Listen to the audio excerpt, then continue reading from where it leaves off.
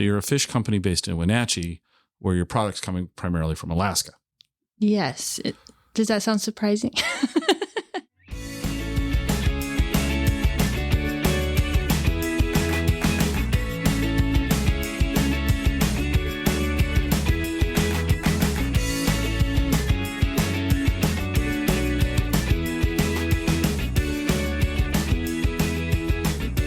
Welcome to the Exploring Washington State podcast. Here's your host, Scott Cowan.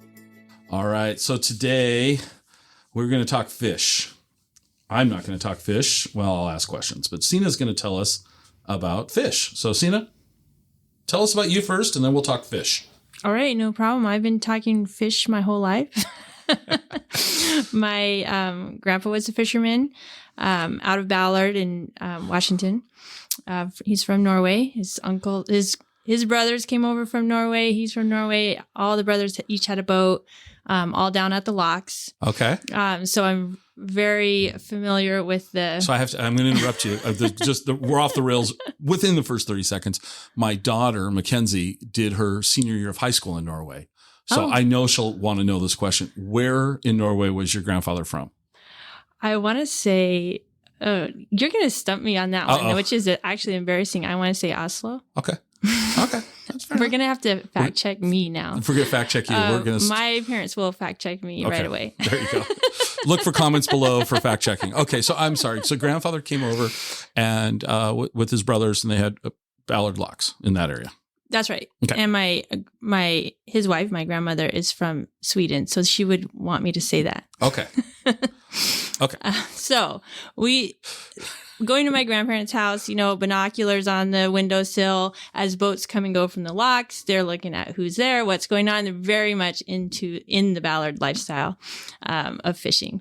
My dad is a son-in-law, so their middle daughter and only daughter.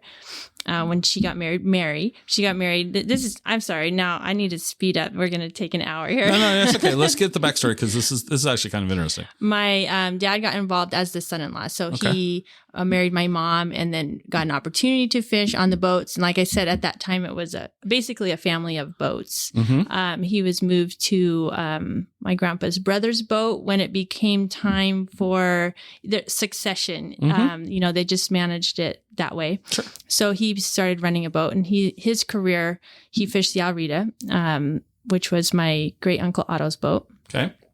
And did really well. Fished in primarily Alaska, halibut and black cod. He's one of the first boats that switched over from primarily halibut to also catching black cod. Okay. And then my husband, Rich, got involved much the same way. He, right around, we got married, and he was offered an opportunity to start fishing on the Rida, which he did.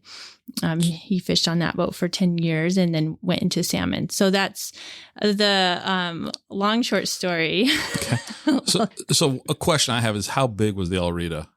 73 feet. So it was a typical longliner, a wooden schooner that they would have called it. The Rida is now, I want to say 100 years. No, I'm sorry. I shouldn't say that. The Rida was built the same year my mom was born. So mom's not 100. She's going to fact. More like 29. 29-year-old boat. So 75-year-old wooden boats. And is that boat still in use? Still, the Rida is still fishing. Wow. Yeah, it takes a lot of work to keep those wooden boats going. Okay. And what's your husband? What boat is he using now? Now he fishes for salmon as well. So he still has his quotas for halibut and black cod, but the boat he owns is a salmon boat. So much smaller. Salmon boats are one or two guys, more 32 foot maximum. Oh. So much smaller boats. Okay. And he fishes that himself and with our son when he can. I have no clue about boats. So you got a 32-foot boat out in Alaska. Uh-huh. Waters are crystal clear, calm. Nothing, every day. All those TV shows that we've ever seen, nothing can go wrong. But I'm curious, because at the time we're recording this, we're sitting here in Wenatchee. Mm-hmm. So you're a fish company based in Wenatchee, where your product's coming primarily from Alaska. Yes. Does that sound surprising? It does. It did when we first started talking. Now I understand why, which hopefully today other people will understand why too. My question is, because I seriously know nothing about the capacity of these boats. So how long is a 32-foot boat out on a typical adventure, if you will? I mean, I'm thinking Gilligan's Island 3-day cruise. That's my age. But seriously, how long are they out for? Each type of fish that you're fishing is regulated, managed for sustainability, especially in Alaska. Everything is managed for sustainability. And so every type of fish is going to be managed individually. So if we're talking about salmon, it's managed with openings and closures. So they're looking at how much fish has come through escapement, how many fish are spawning in the upriver. So, and then they're opening and closing the commercial fishery based on that in real time. So what's very typical is if the run is progressing as expected and the fish are coming through as expected, they fish on a Monday and a Thursday. So 2 openers a week. They would start with 12-hour openers. It's about 4 hours away on a boat. So you would drive out in the boat. You'd probably anchor up the night before, typically. Sleep on the hook, wake up, start fishing at 7 a.m. or 8 a.m. And then, so a 12-hour opener, you'd be out fishing for 12 hours. And then as the season progresses and if the numbers are reaching target and everything's looking good, they will go to 24 hours or 36 hours. So you can really kind of, as a fishing family, you can understand how good the run is by how much fishing time you're getting. If the numbers aren't reaching the escapement values, they just simply won't have an opener that Monday. Okay. So city guy sitting here and you just said they sleep on the hook. That doesn't sound comfortable to me. What does that mean? That means the boat's anchored up. Okay. So the hook is the anchor. Okay. That's what I thought. But it's not comfortable. So this isn't like a 5-star hotel that they're sleeping on or anything like that. Okay. They'll go and find, it just depends. Where they fish for salmon is where the ocean meets the river. So at the delta. Okay. Which for Copper River is, it's a 300-mile delta. It's huge. They call it the flats. There's sandbars and flats. It's very complex area. You have to be very sophisticated in your navigation. And then the sandbars change every year. So on the hook could be out in ocean swells, or usually it would be tucked behind like a sandbar or an island.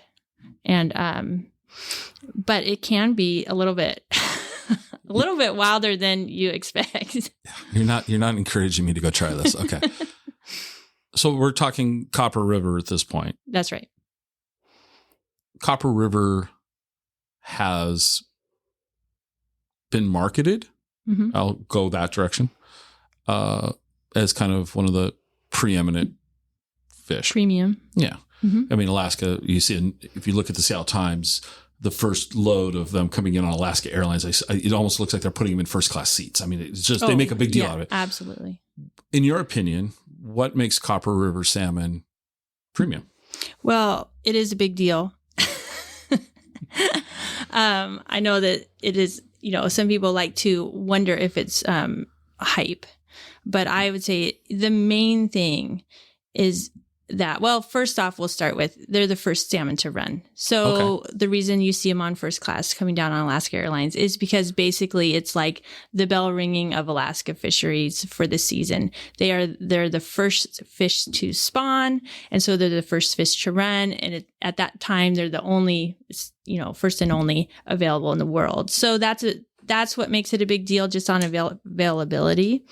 But the Copper River is a huge, fast, deep, cold river. So this species of salmon put on extra fat to get up that river. And the fat is in the form of omega-3s, which just happens to be both delicious and healthy. So that's excellent. Thank you, fish, for doing that. Okay. They put on the extra fat. So they're truly better. Okay. And that's the reason the marketing hype has worked so well. Way back, I wasn't involved when they started marketing Copper River salmon. They just sent it to chefs.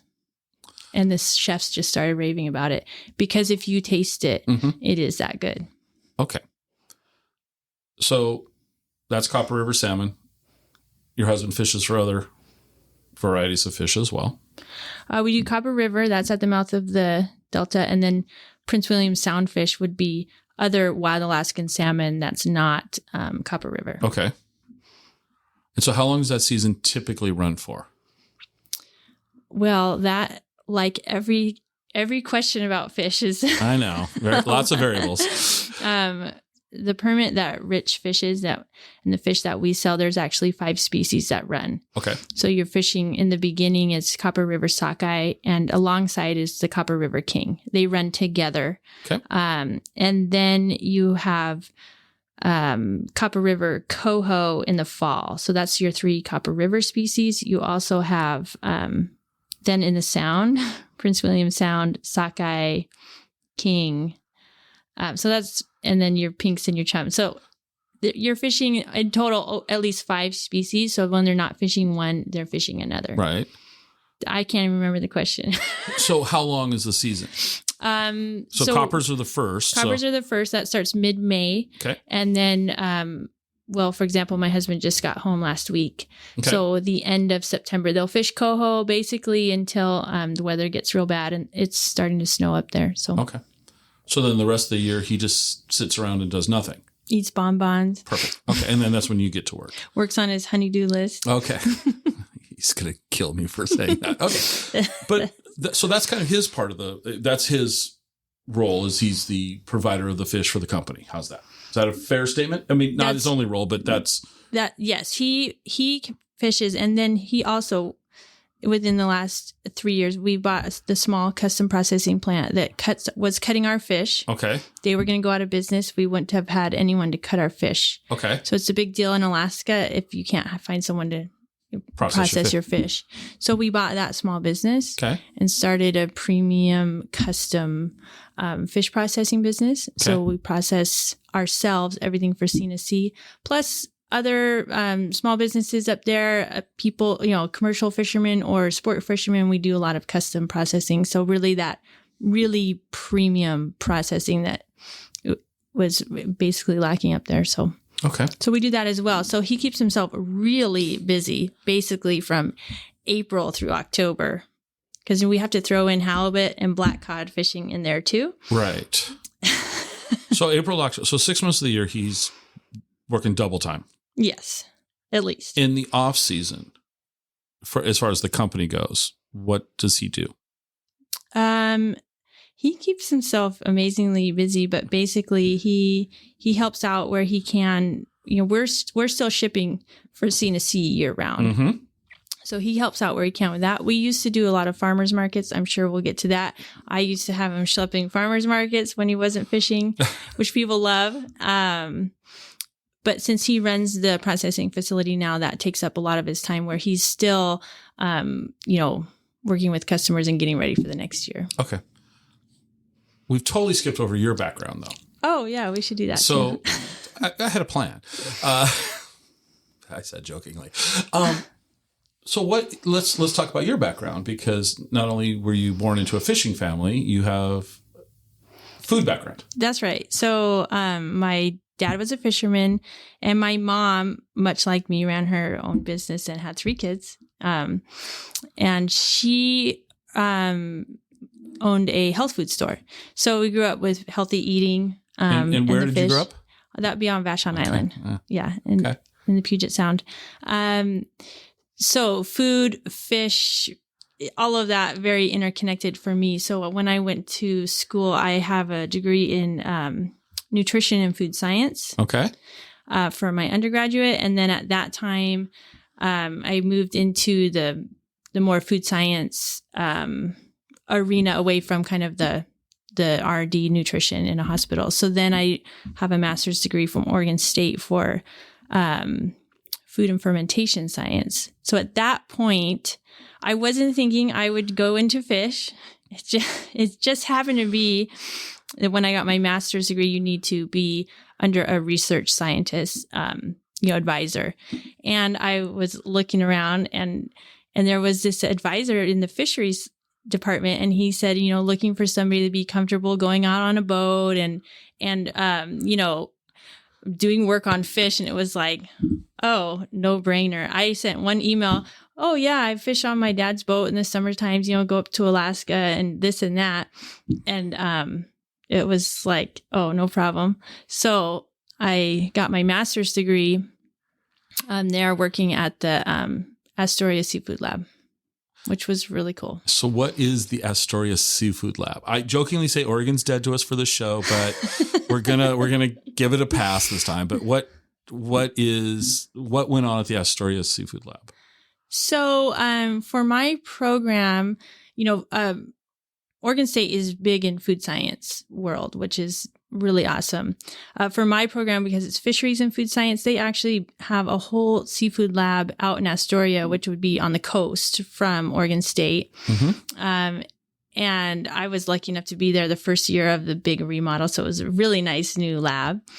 And they have several professors out there that are doing real boots on the ground research at that lab facility.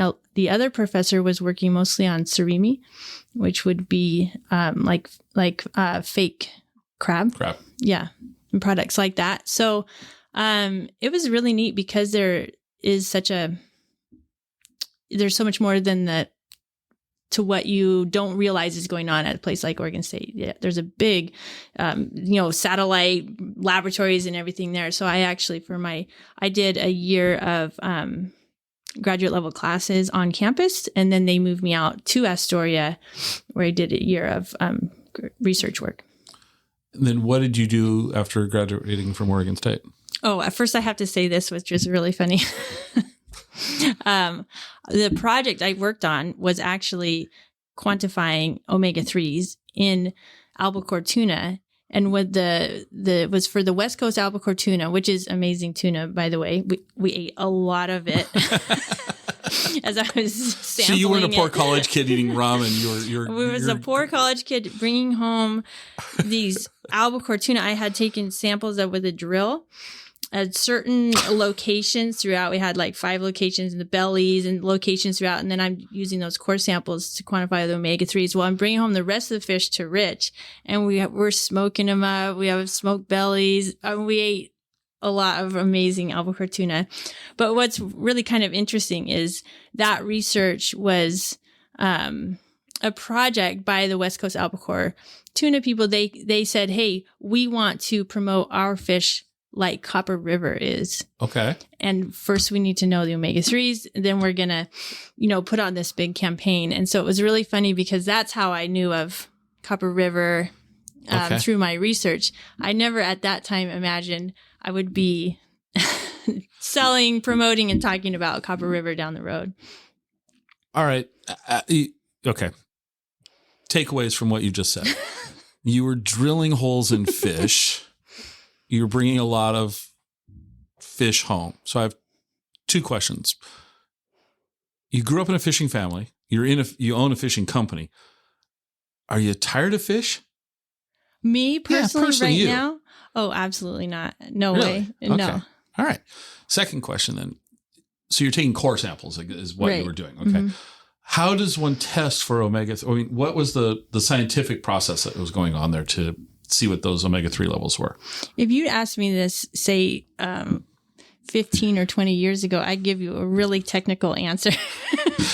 But basically, you're taking the fish and you're extracting the fat, which is a chemical process. So it was under a hood, a very technical chemical process to then extract it all the way down to the oils. Mm-hmm. And then we had oh boy, if only I could remember the name. You can make it up. None of us will know. Oh man, if I remembered the name, I'd be so impressed with myself right now. But a machine that basically takes the oils and then breaks it down into the fatty acid components and the omega-3s. And when I run those samples, I remember I had a lawn chair. Once you put it in, you can't leave. You have to. I can't remember what I had to do. But you had a lawn chair. Move it around. I press play again. I have no idea. But I would do all-nighters in the lawn chair in the lab because chromatography. If only I could think of that. That's really okay. impressive We'll call word. it chromatography. It was very impressive at the time. Not trying to put you on the spot. It was just very, the way you described drilling holes in the fish and then taking it home. I'm like, wait a second, there has to be some science going on here. Yeah, this was in the fish lab was a real laboratory. Mm-hmm. Yeah. Okay. So you graduated from Oregon State. Mm-hmm. What was next? Well, this is the only part of the story that doesn't involve fish. That's okay. I then went to what I like to call my dream job. I was doing food science at Continental Mills in Seattle, Tukwila area. Mm-hmm. Raw materials and testing. So I was very much into the equipment and the testing. Basically it's like everybody loves fluffy pancakes. How do you measure a fluffy pancake? How fluffy is too fluffy? How fluffy is not fluffy enough? How do you measure the cell structure of a pancake? Now we go to brownies, what's too fudgy? I mean, it's really taking. Is there something that's too? I mean, really, let's. That's a scientific question. I mean, when you're in the realm of pancakes and cookies and brownies, it's really interesting because it's all very much subjective. Uh-huh. So really, a big part of my role was looking at, okay, how do you objectively measure that? How do we know when too fudgy is too fudgy? Right. For example, so things like if it doesn't rise over an inch, then it's a failed brownie. Okay, we all know all brownies are good no matter what, but so I did mostly moving towards statistical process control there, where it's really focusing on quality and how do you control for that quality. Once again, a couple of questions come to mind. Number one, did you have a lawn chair? No lawn chairs involved at all. No lawn chairs in that one. Okay. Were you bringing home cookies and pancakes and brownies? And did you get tired of them? Those are the questions.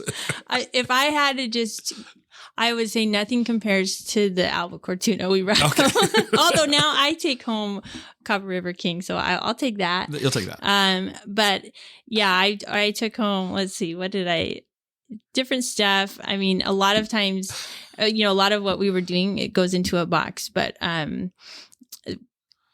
this was a food lab, more like a kitchen. Uh-huh. Less chemicals and more deliciousness. So let's say I brought home a lot of really good delicious. So were you involved in, say, if they were coming out with, say, a mint brownie, mm-hmm. Were you helping create new products, or were you just refining existing products? There were people there that I would consider much more on the artistic side. And when you're talking about food and recipes, that mm-hmm. it's an art. So those creative art types would have been on the development side. Okay. And I really would have come in at the processing side. If they said, okay, this mint brownie, and I would go, well, how do you want it to be? And how do you want it to look and act when it's good? Right. What is success? Uh-huh. And how can we put then some measurements around that so that when we go produce it at multiple plants around the country, then we know we've hit success. So okay. It's really, I was always on the scientist measurement objectivity side. All right. So I love to ask this question of guests. Normally I would ask it about your own company, but we're going to talk about your past employer. No offense. Were there any spectacular failures there that they came up with, like, oh, this pumpkin brownie mix might be delicious, and they could never, like, were there any failures? I would say I let me think really hard. Yeah. Because I probably wouldn't say anyways, because I have a lot of friends there still. Well, no, and it's because we learn from it, though. I mean, that's the whole point. It's not to make fun of them. We always learn from that, that failure. I think that what we found was a lot of times it was the simplest batters that were the hardest to nail. Really? A lot of people know that corn dogs are very cheap, right? You dip the hot dog in the batter. Well, things like that, we found that the viscosity, getting that exact viscosity is really important. You're going to dip it and lift it up, right? And so there's certain products that are very simple sounding, but if you don't nail it, it's all this trouble down the road. So it's really it would have been some of those really simple products that sometimes were challenging. All right. So after Continental Mills, so now we go back to fish. Okay, here's my bridge for fish. While I was there and we're living in the Seattle area, Rich was fishing. Okay. And when he would come home, we would sell fish to our friends and family.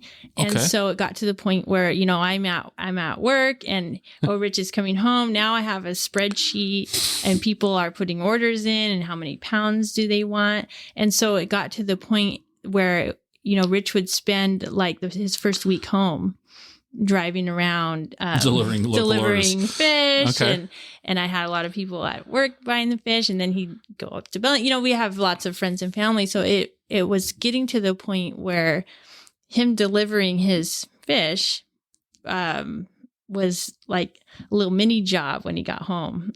So that's the segue. This business was meant to make that easier.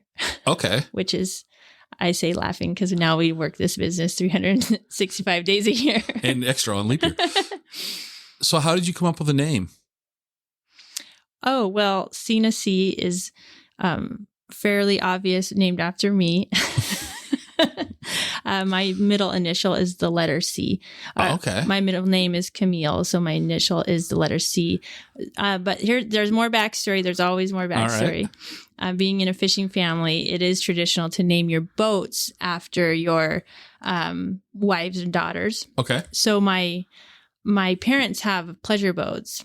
And so my dad's retired now. So his first boat was a small pleasure boat named after my little sister, Liza B. And then he bought a bigger version. So then he named it after his second daughter, middle daughter, that's me. And he named it Sena C. And so he's the one that first took my name with my middle initial and he changed it from the letter C to SEA. Right. Because it just looked better on the back of a boat. He said it made it more seaworthy. So they had the boat named Sena Sea, SENA. And so when we one day driving to Thanksgiving decided to start this business. Is that how it went on the way to Thanksgiving? Let's Oh yeah, it was a 9-hour drive, so we had the business completely lined out. Oh my gosh. Okay, 9 hours. Okay, all right. We showed up at Thanksgiving. We told my family, "Hey, we're going to start a business, and it's going to be called Sena Sea." So the name was right with the business. And how does Dad feel about you stealing his boat's name? Oh, even though it's your name, he loves it. He wants to paint the logo on his Zodiac. Okay, all right. So what year was that you started? That was, I feel like I do know the year, but the year's 2014. 2014. Okay. So you've been in business about 7 years at this point. Yeah. Okay. And 2 of those years is through a pandemic. So we'll probably touch on that at some point. Right. So how'd you get started? So when you decided we're going to open a fish business. Yeah. I was telling Rich on the way to Thanksgiving, he was on the marketing association committee where they market Copper River fish. And I'm going, well, you should do this and you guys should do that and you should market it like this. And he was like, yeah, you should. You definitely should. Okay. So, sorry, it's all good. So when we set out, I was thought back to the times where we were kind of schlepping fish around to our friends and family and the work it was. And I had this idea.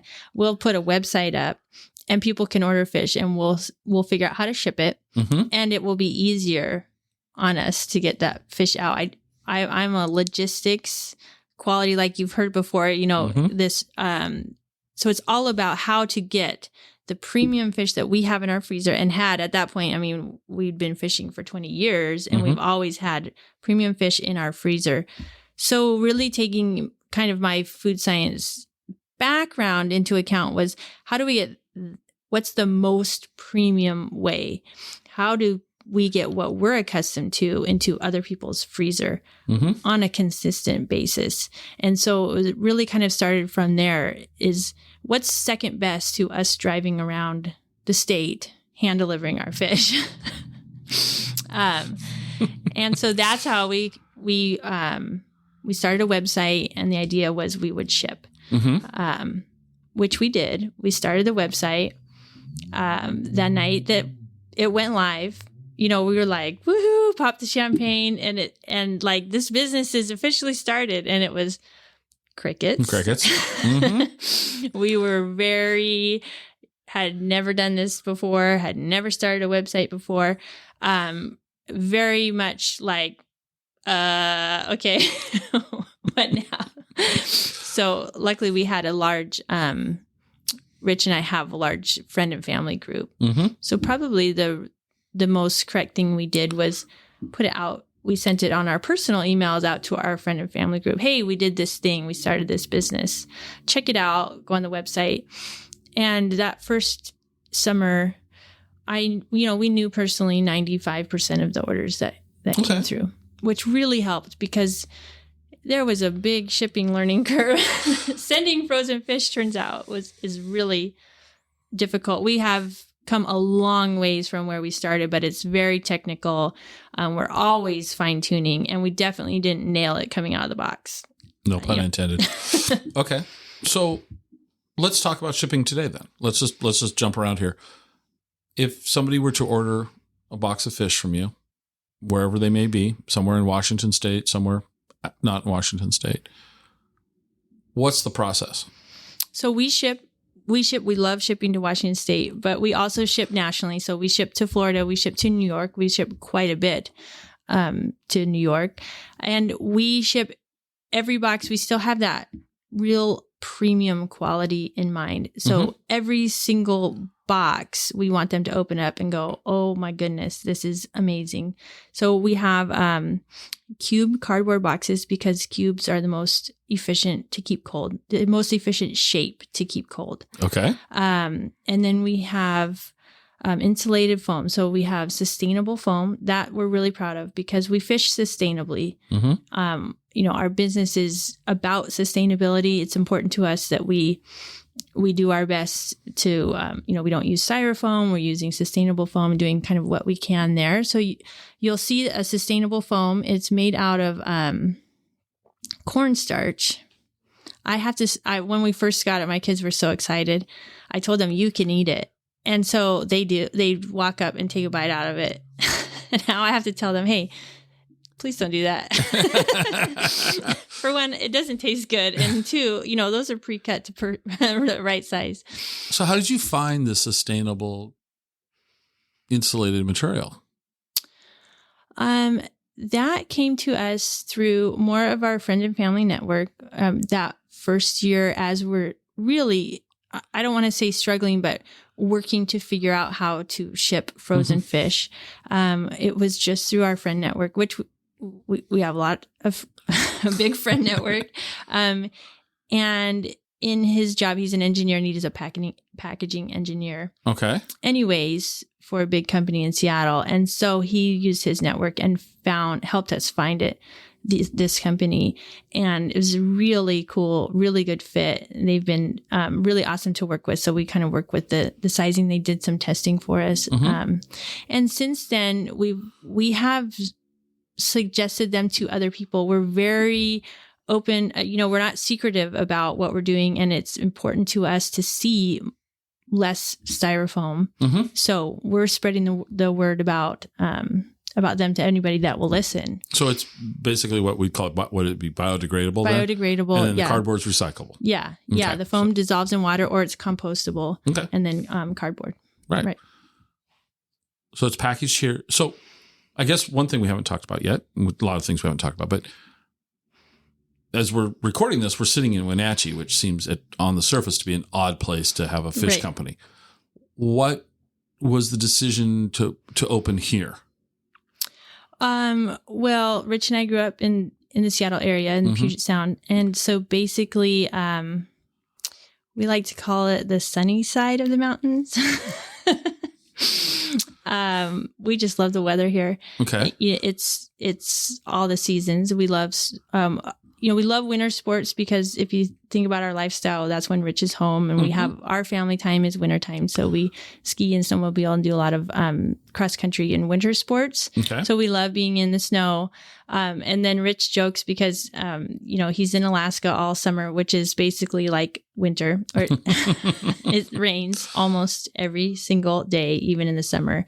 We go up there and visit him for 4 to 6 weeks, and he gets to come home usually for 7 to 10 days. And so he likes that really nice, warm 7 to 10 days. Not the west side where it's hit or miss. Okay. Right. He might. So for him, he's already spending half the year in Cordova where it rains a lot. So it's really nice to kind of get out of that. Okay. But we're still we have a lot of family in the Seattle area and friends. And so we're only a couple hours. So it's really ideal for us. We really enjoy it. Okay. And how long have you been here We've been here for,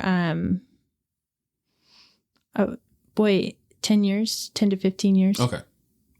So you've seen a lot of changes in the Wenatchee area. Yeah. And we raise our kids out here. Yeah. So, okay. So we're packing, but now transition back. Grind those. We don't shift smoothly in the show. So you're packaging here locally in Wenatchee. You're shipping anywhere throughout Washington State and nationally. Mm-hmm. Do you ship internationally? No. Yeah, because we use the dry ice. Okay. So everything has to get there in one day, and the labeling is very highly regulated for the dry ice. Okay. So 1 day shipping. So if I ordered something and I lived in Las Vegas and you shipped it on Tuesday, I would receive it on Wednesday. Yes, but we always ship on Mondays because we receive a big shipment of dry ice. It's all about the dry ice. Dry ice is sublimating or evaporating all the from day one. Right. And so we get that delivery on Monday at noon, and we are packing boxes. Okay. And because it is going away as we speak, so dry ice is a very interesting product to deal with. Okay. Keeps fish very cold. But so we ship on Mondays. So you'll get it on Tuesday. On Tuesday. So UPS is really busy on Mondays then here. You're we show up with a van and they're like, oh, she's back. She's back. Okay. So currently, what fish products are you selling? So because we freeze in the peak of the season, we bring fish in, cut it into 6-ounce portions primarily, wrap in parchment paper so it doesn't touch plastic, vacuum seal individually, and then freeze 20 below. So very premium freezing process, but we're doing that throughout the season as the fish comes in, peak of freshness, of course. So as we're doing that, we're selling what we, some fish, and the rest we are basically stockpiling in the freezer. So the rest of the winter, we'll be selling what we have produced all summer. Right. So you got Copper River. We just sold out a Copper River King. It's amazing it lasted this long. We actually had a very good King year. Okay. Usually it sells out within the month that's caught. Why? Why is Copper River King kind of the preeminent? It's just the premium. It has the highest fat content, and fish fat content is the measuring stick, much like beef. Fat content being the measuring stick. Copper River King is the best of the best. Okay. And it really is. Okay. And it's just not as abundant as this Copper River Sakai. So they both start on opening day mid-May, but by mid-June, the Copper River King run is over. They're done. And the Copper River Sakai will run into mid-July. Okay. So you're, at the time of recording, you're currently out of that. But what else do you? We have Copper River Sakai, which is really our bread and butter. The Copper River Sakai is the gorgeous red color, the high omega-3s, the bold flavor, and that's, we put up a lot of that as we can. So we're really working with, we're boots on the ground. We know the openers. We know how it's going. We know when to put the fish up. We also smoke on abundance. So like I mentioned, the 5 species, whichever one, there's always one that's really going off one year, maybe is lower one year and going off big the other year. So we will use that. Whatever's abundant that year is what will end up getting smoked. Okay. So the Copper River Sakai we had a big, nice run. So we also have the smoked in jars. So Copper River salmon, smoked and in a jar and shelf stable, no refrigeration. Okay. And things like locks. So we kind of are always working on those other products as well. Some diversification, if you will. Right. Okay. And then we have the Copper River coho, halibut, black cod. Mm-hmm. Those are our main products. But with those, say, 4 fish, it's amazing that we have, 50 products. We also do things like scrape the backbone of the fish. So on Copper River Sakai, we'll scrape with a spoon. So you're already filleting the fish to portion it out. Mm-hmm. And then you have a backbone, which would be waste. Mm-hmm. We'll just take a spoon. This is something Alaskans have been doing for generations, but not on a commercial level. So an Alaskan at home would maybe scrape the backbone with a spoon. So we're scraping that with a spoon, and then you get this little bit of meat that was stuck to the backbone. Mm-hmm. Well, you do that enough times for enough hours on all these backbones, and you have what it would be called scrape meat in Alaska, but we call it chop because we didn't think that sounded... Scrape meat doesn't sound really appetizing. I'll be honest with you. I was like, On a marketing side, it's like, Yeah. So we call it chop, and it's just boneless, skinless meat. Mm-hmm. And we call it chop because it's like it's been chopped. Right. And so you can use it for patties and in soups and stews and things like that. So that's one example of halibut, black cod, same thing. When we have the little tiny pieces that we've cut away, instead of just throwing it away or having it be waste, we're going to find a product for that. You're being really efficient with the source. Okay. Right. We do things like smoke the tails, and we have smoked spread. So we put it in a cream cheese spread. Oh. So really, all of this fish is being utilized. Mm-hmm. We make patties out of the scraped meat as well. So we're really all season, during the peak of the season, we're doing a lot of things that we're going to make products out of or utilize all winter long. Okay. Somehow during all of this, the word farmer's market came up, and we haven't. So so when you guys started, you were selling to friends and family at first. Right. How did the farmers markets come in? You're laughing. So there's got to be a story here. So how did the farmers markets come in? Well, it has a lot to do with the crickets we heard off from the website. It's July, and Rich is up fishing, and he's going, "Hey, how are things going down there?" I'm going, "Well, going okay. We need to sell, looks like a lot more fish." And he says, you should try farmers markets. And I've been to farmers markets, but I had no idea how to sell at a farmers market. And so it was like great because I love learning curves. So I had a friend who helped me, and we figured out the ins and outs, and we started at in Wenatchee at the Pybus Farmers Market. Was the first one we ever did. Okay. And that was fun. I wouldn't say it was, off the bat. It takes a while to get people, especially in Wenatchee, to go, okay, wait, fish in Wenatchee? Wait, hold on. And, the idea that we have connection to a real fisherman. He's in Alaska. He's sending it down here. Mm-hmm. The idea that premium fish that we're selling nationally can just be found at your local farmers market.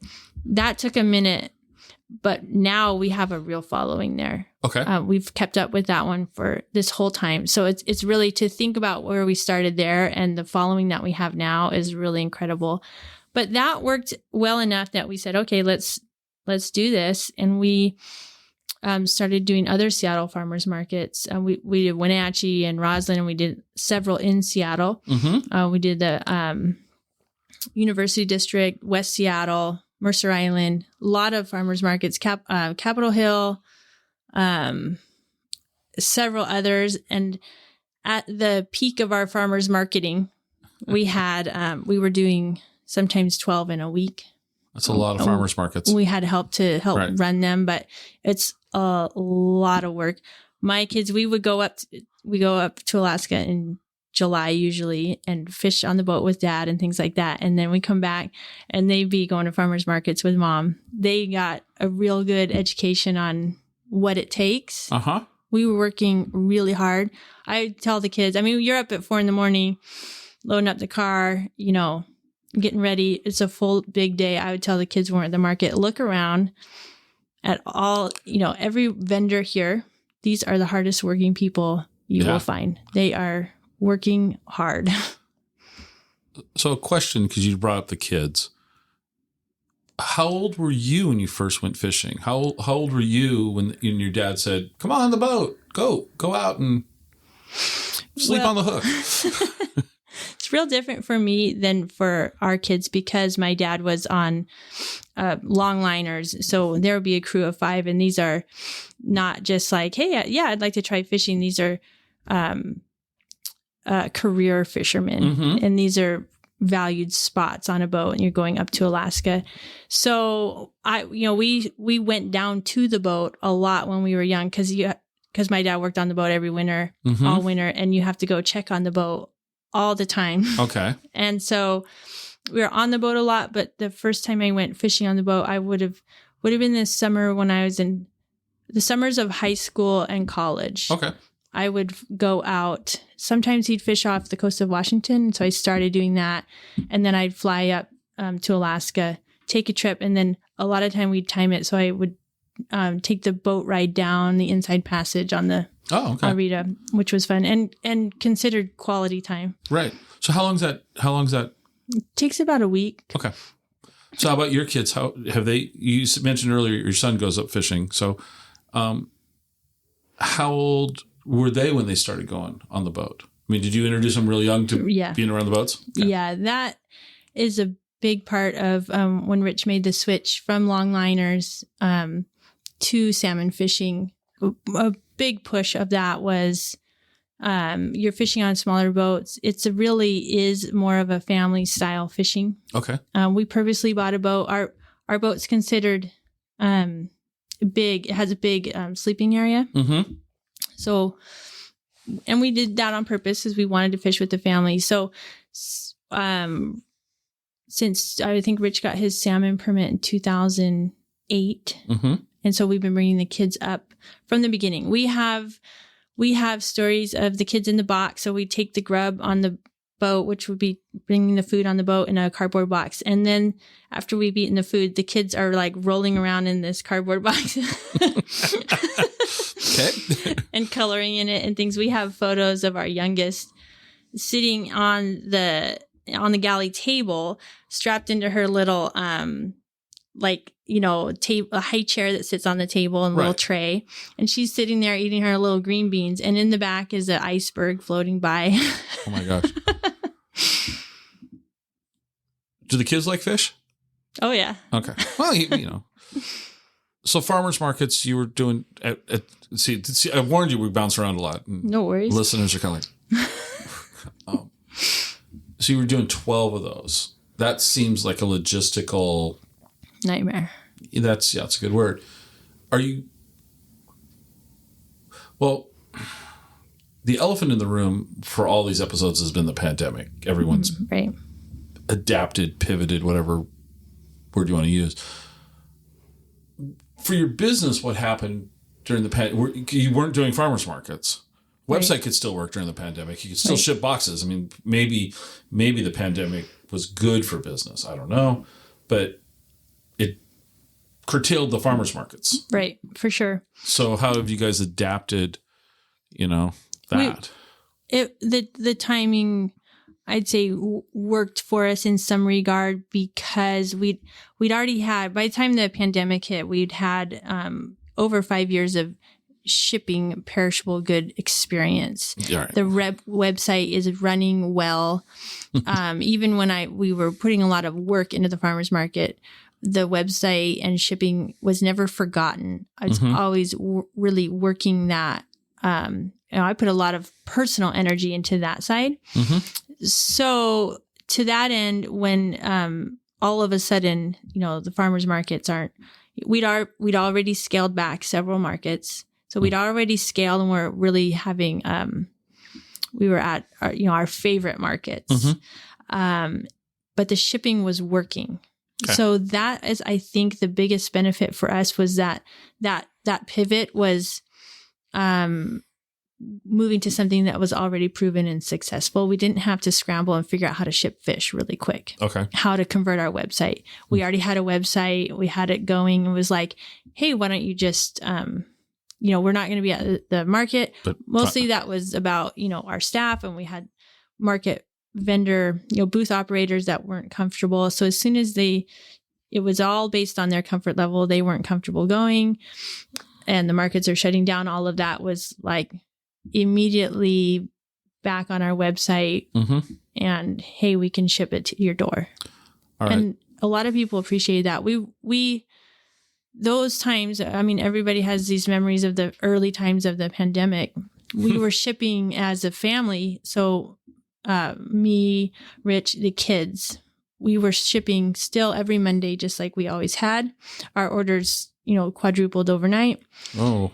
And we didn't have staff. We didn't, we weren't, we were isolated, the world. We just shipped as a family unit. So we brought the kids in and shipped that way for that time. So. Okay. Now we're going to start asking you some questions about you, about the family and all that, just general questions. But the first question I have is, what's your favorite way to prepare Copper River salmon? Oh, boy. Well, I prepare it all different ways because we eat it a lot. Okay. But I will say, my dad's been working on me. A lot of times when the Copper River hits, we have the fresh coming down, and, big deal, big start of the season is a time that my parents will come and just help me out. Rich is gone fishing. Right. Help me with the kids and this and that. So often they're around the benefit for them is they're at my house when I bring down fresh Copper River, Sakai and King. So it's a win-win for everybody. Everyone wins. And so then my dad and I have kind of these grilling, conversations, we'll call it, about the best grilling methodology. Okay. And he has won me over in the last 2 years on a no-flip grill. So putting it on the grill, he's a real, he'll do salt and pepper maybe. Okay. He's a minimalist, purist. Yeah. Okay. So I like to do a fancy little marinade. I will do olive oil, I like to have a little bit of vinegar or balsamic, something with a little kick, a little lemon, a little garlic, something green, green onions, cilantro, something chopped up. So I'll make a little something like that. I'll first salt the fish on its own, just like meat. Mm-hmm. Once it's defrosted, cut it out of the package, put some salt on right away, nice coarse salt, and let that soak in like meat. It's tenderizing and brings flavor. Then I'm going to put that light kind of dressing on it, put it on the grill, skin down right on the grill, and don't flip it. Hot grill, maybe 8-10 minutes. And you don't flip it? No flip. So this took me a while. I was going to say, because you're not, I mean, it's not that you're not selling me on it, but I'm like, really? So glad to say that, I'm glad to hear that you say it took you a while. So what was your dad's reasoning for saying this? Right. So, and like I said, it took me a while. If you imagine now flipping it, what you're going to lose, basically any seasoning is going to get burnt off. But the real reason, because he's a purist, he hadn't put any seasoning on it anyways. Right. In his opinion, the fat is going to drip out of it. Oh, well, that does make sense though. Right. So you're losing some of that fat. We already know the fat is end all be all in fish. Right. So you could dry it out. So really you're kind of cooking off any seasoning. You're letting any drop of fat drip out. And then you're kind of taking your spatula and tearing it up a bit as you flip it. Right. So you might get grill marks, but you're kind of losing a few things for those grill marks. So it took me a while because I love grill marks. Okay. But with that lid closed and the nice dressing on top, I no longer miss it because also you're not getting an overcooked top. Okay. What do you like to pair with Copper River salmon? What's a good complementary Oh, well, Copper River Sakai is a spring fish, and it just so happens that it goes so well on the grill with a lot of spring veggies. These days, I'll put any veggie. I love grilled vegetables. Okay. So I grill onions. I'm really into green onions. Okay. On the grill, just thrown on there. And I'm trying to think of any spring veggies. Oh, asparagus. Asparagus. Okay. Is you see that with Copper River Sakai a lot, and it's the seasonality. But I love that on the grill too. Do you drink wine? Okay. Well, what beverage pairs well, in your opinion? Well, I like a white wine. Okay. With fish. I think that it doesn't overpower. I like red wine too. So I wouldn't not drink a red wine with it, but a red wine goes best with a really robust flavor, which Copper River Sakai is you're pushing it to it's pretty robust flavor. So if you wanted to get away with red wine, I'd probably do it with Copper River Sakai, but you could probably do red or white with that. Okay. So you really don't get tired of fish? No, and everybody, is skeptical, like if my kids really actually like fish. And the thing is, we eat not just fish, but we eat really good fish. Okay, so my comparison to this is that, so when I was a kid growing up, my dad worked for Nabisco. And we literally had a garage full of Nabisco products. Wow. Sounds great, right? Yeah, right. I can't stand them.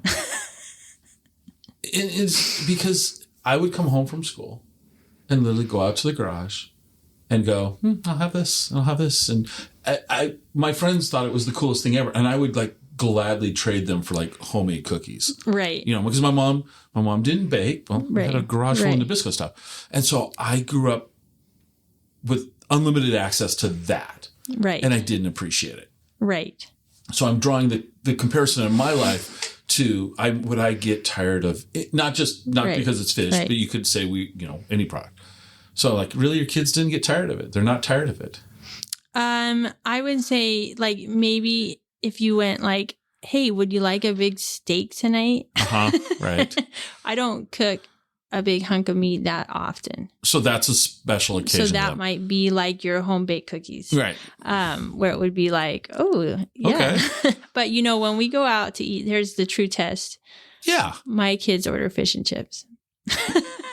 Oh, okay. All right. So speaking of going out to eat, this is where we always like to ask our guests, what do you do when you're not doing the thing that you're doing? Right. Good fish and chips in Wenatchee? Are there? Got any recommendations? Oh, boy. Or Well, there's Captain's Cod. I've yet to try that. Which is good. Okay. And we know them. So that's a food truck. That's a food truck, though. Yeah. Okay. Yeah. Yeah. So that's a local food truck. They've done really well. And that's the same thing. They had the same, I would guess, stigma about seafood in Wenatchee. And it was just until doing this, he was a fisherman. Okay. So that's their connection. So. Okay. But what else? We eat at home a lot because think of our freezer. Right. So I'm surprised you haven't mastered fish and chips at home.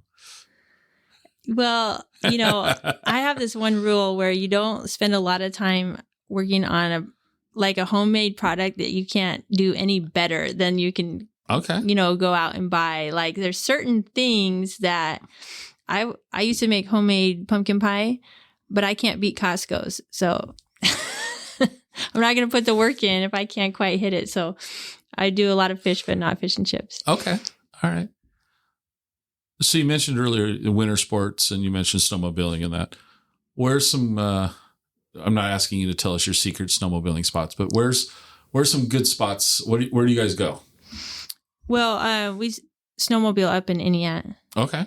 And so that's where we started out when we moved here. We live really rural, 20 miles up the river road in Iniat. Oh, wow. So that's our special place. And Rich does a lot of snowmobiling around there, which is apparently world-class snowmobiling. I prefer skiing myself. So where do you like to ski? Mission Ridge course. Mission, okay. Yeah. Where besides Mission, where are you like Crystal or? I grew up skiing Crystal. Okay. And so I love Crystal. I think I wouldn't recognize Crystal anymore these days. I've heard about the growth. I haven't even been since, I haven't even been since 2 gondolas ago, I think. Yeah. It's radically different than right. Yeah. Right. Well, so Mission's changed a lot though too.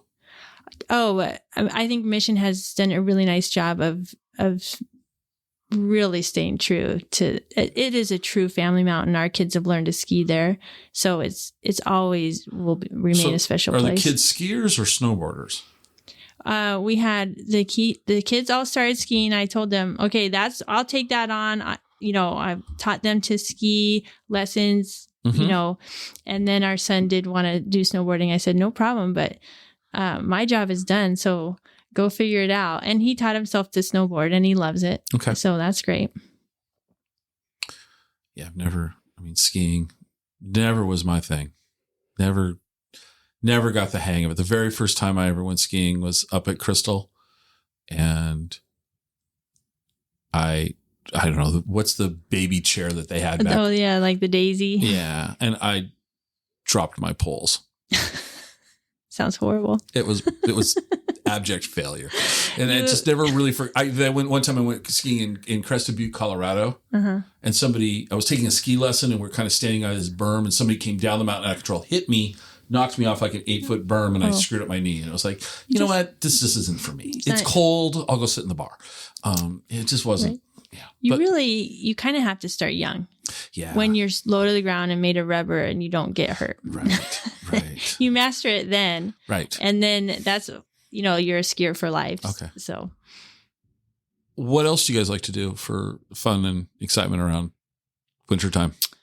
Well, we love, just local hikes. But that would be non-winter.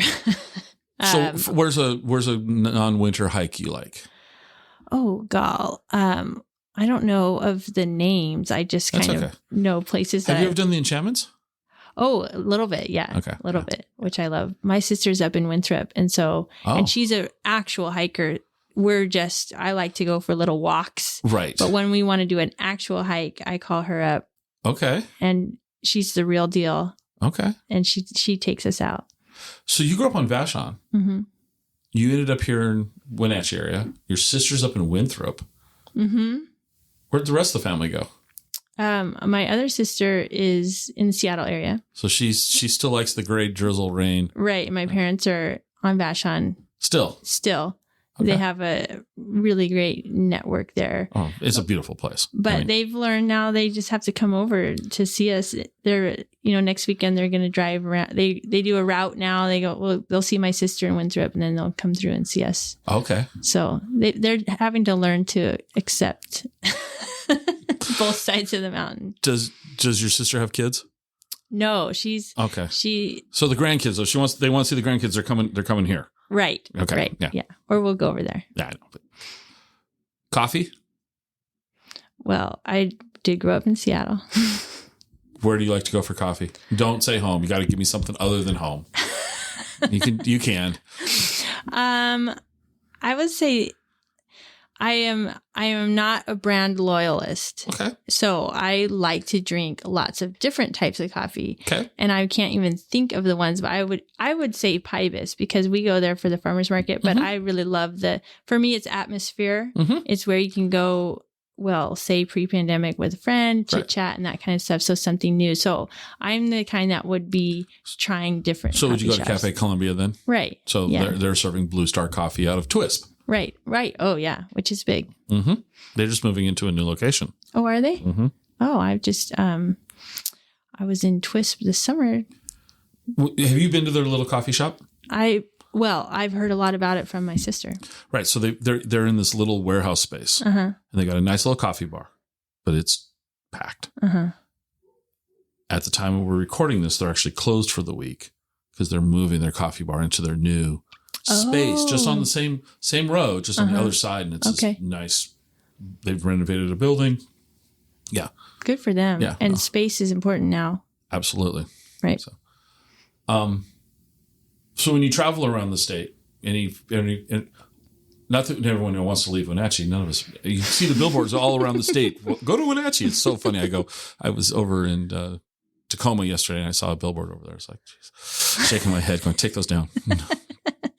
Don't tell anybody. Yes, it's down. Go somewhere else. But where else in the state do you like to go? Any other places fun and exciting? Oh, that's a really good question. I'm really horrible about having favorite places. Okay. But I do love pie. Okay. Home baked pie. So I would always, prefer like a little cafe and okay.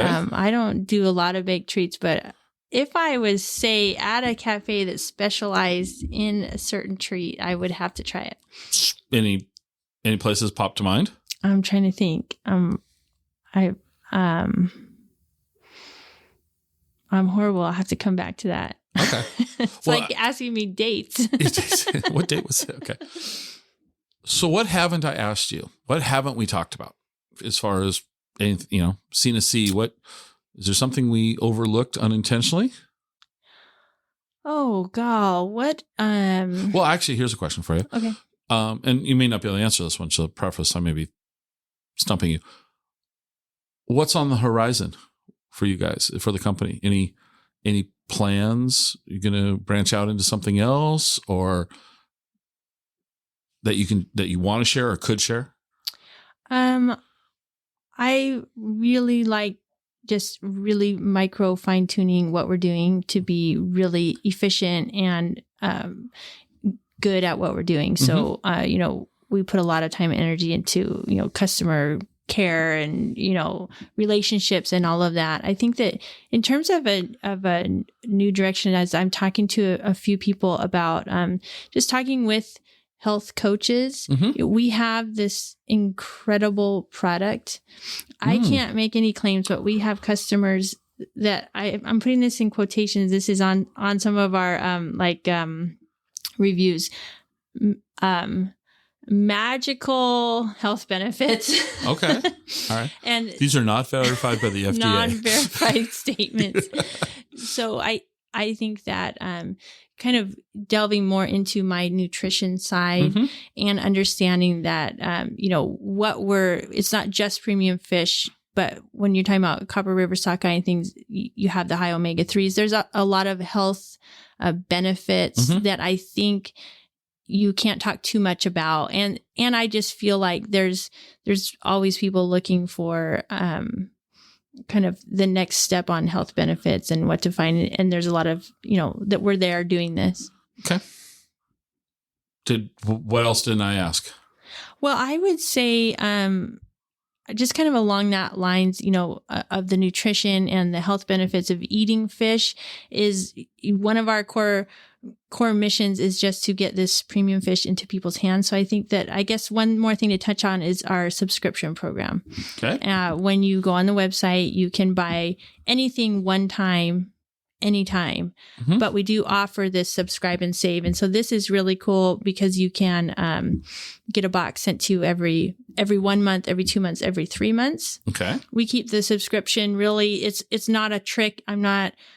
You can quit anytime. You can change it. I help people all the time go, well, let's go to this size box and this every other month or something. I'm really trying to help our customers find the right amount of fish delivered to the door and in their freezer, because when you have that healthy fish in your freezer, you'll eat more of it. It's just as simple as that.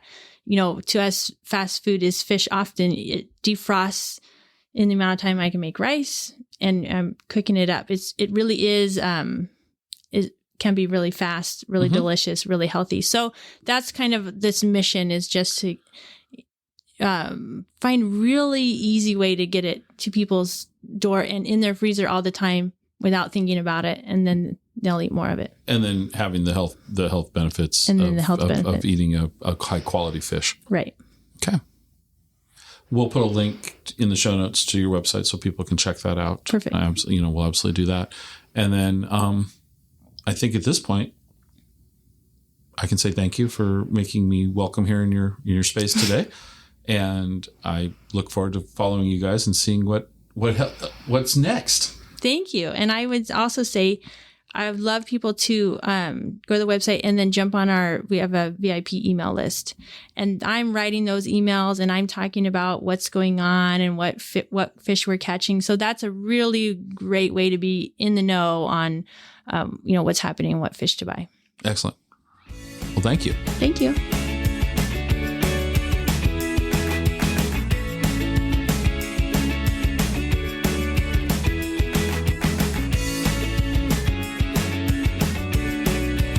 Join us next time for another episode of the Exploring Washington State podcast.